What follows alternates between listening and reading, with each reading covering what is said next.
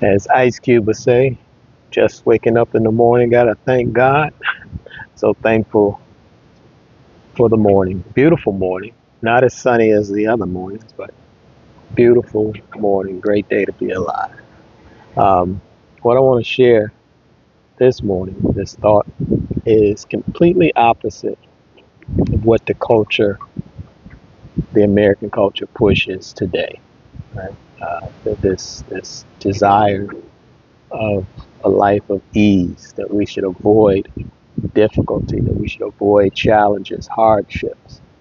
That is completely opposite from the great thinkers, philosophers, and even scripture and just nature. Nature teaches us that nothing of greatness comes easy. There's always going to be some type of opposition or resistance that develops greatness, develops significance, develops importance.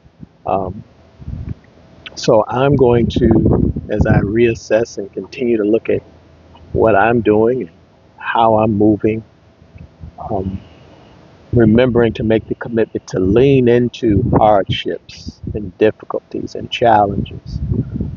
Because it is those hardships, those difficulties, those challenges that really shows us who and what we are. We don't even know who we are until we face a challenge and a difficulty.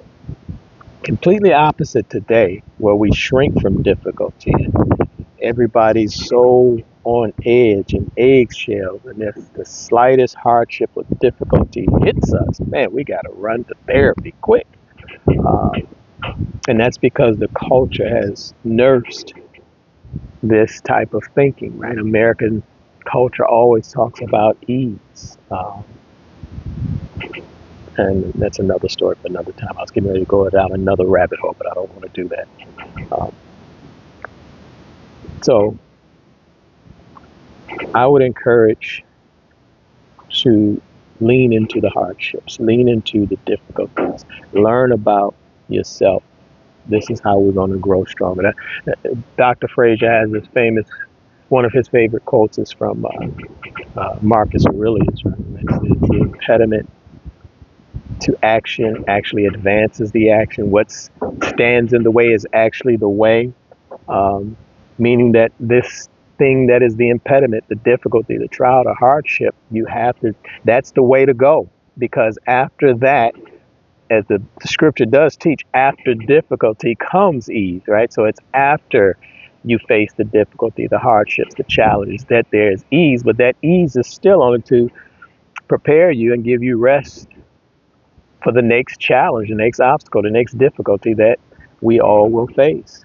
But it is that mental shift that if we lean into the difficulty, the hardships, the challenge, that is what helps us to get stronger. Right? We write songs about that, or we've heard songs about it. If it doesn't kill you, it makes you stronger. That's really an oversimplified way of looking at it. It's, if you think about it, that's saying that whatever this thing is, it has the the uh, the possibility of harming you. But if it doesn't kill you, you're actually going to be strengthened after this difficulty and after this hardship.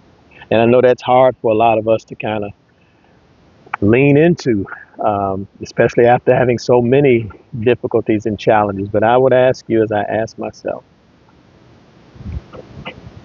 if we continue to shrink from challenges and difficulties, who and what do we become?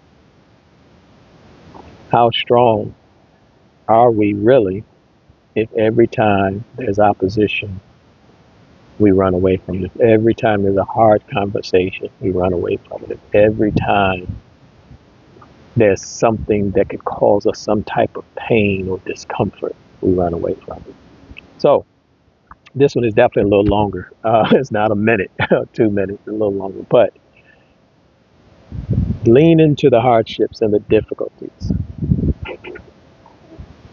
They were sent, or they were given to us to make us stronger, wiser, and better.